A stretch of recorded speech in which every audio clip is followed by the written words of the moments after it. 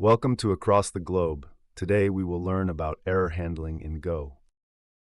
Go employs a distinct error handling method different from conventional try-catch mechanisms. In Go, functions produce an error value alongside their regular return value to signify if an error arises. This model pushes developers to actively verify and manage errors within their code. For instance, a function may return a file object along with a potential error if there are issues while attempting to read the file.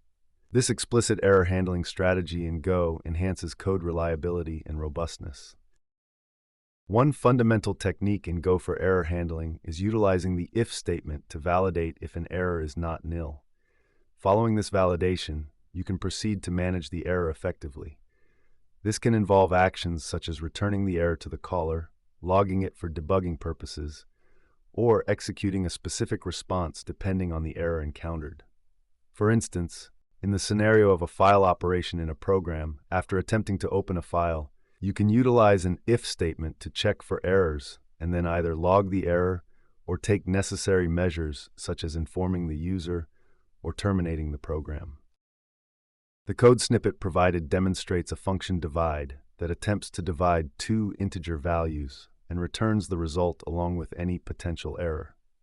In the main function, the divide function is called with the inputs 10 and 0, checking for the possibility of division by 0 and handling any resultant error. If no error occurs, the division result is printed. Otherwise, the error message is displayed. Potential improvements could include refining the error message for clarity or extending error handling logic based on specific use cases. Additionally, incorporating additional validation checks, such as input type verification, could further enhance robustness in real-world applications. The function reads a specified file, returning its contents upon success. In cases of inaccessible or non-existent files, the function triggers an error to signify this issue. By examining this error in the calling code, appropriate actions can be taken to manage the situation effectively. For example, in a data processing application that reads user input from a file, the function's error handling mechanism could notify the user to provide a valid file name or prompt them to try again.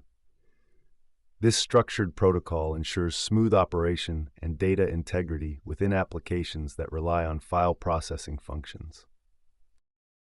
Error handling in Go is crucial for writing robust programs.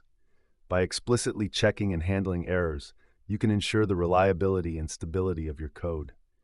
This practice helps in identifying and addressing potential issues before they cause system failures or unexpected behavior. In scenarios like network requests, database operations, or file manipulations, thorough error handling can prevent data loss or security vulnerabilities. Embracing best practices for error handling in Go lays the foundation for creating software that excels in resilience and dependability. Error handling in Go is like driving a car with a GPS. Just like how the GPS helps guide you through unexpected roadblocks or detours, error handling in Go helps programmers anticipate and address potential issues in their code. By properly handling errors, programmers can ensure their program continues running smoothly, just like how a GPS helps you reach your destination safely despite encountering obstacles on the road. Hey, Code Conquerors! Ready to level up? With TechLearn ATG, showcase your skills with official course certificates. Just visit our site and start. Need that extra boost? Get tailored learning, 24/7 support, and expert guidance. Coding smarter, growing faster, and making learning fun. Go to our website across the globe, www.atg.world. In the provided Go code example, the concept of error handling is demonstrated through an analogy involving a GPS system guiding a driver through a journey.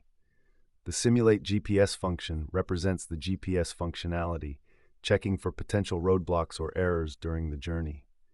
Within the main function, a simulated journey is conducted with 3 locations: turn left, turn right, and roadblock. Upon encountering a roadblock location, an error is returned from the simulate GPS function, indicating the need to find an alternative route.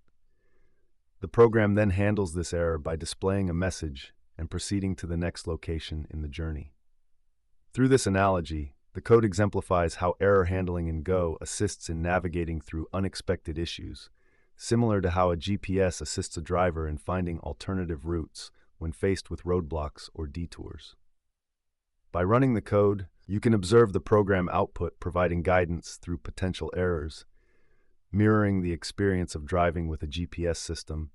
An industrial example where error handling in Go is crucial can be found in microservice architectures.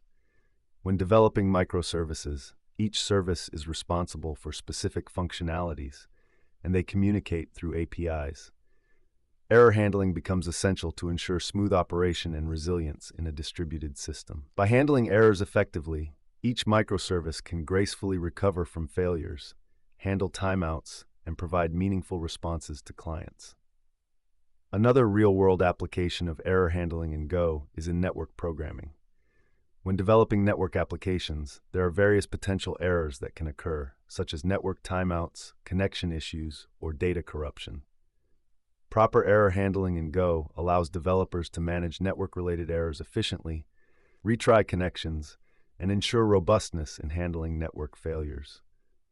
By effectively implementing error handling in industrial scenarios like microservices and network programming, developers can enhance the reliability and fault tolerance of their systems, ensuring smooth operation even when errors occur. Across the globe, error handling in Go plays a crucial role in maintaining the stability and resilience of software systems, enabling developers to build more robust and reliable applications. Keep learning, stay curious, and I'll catch you in the next video.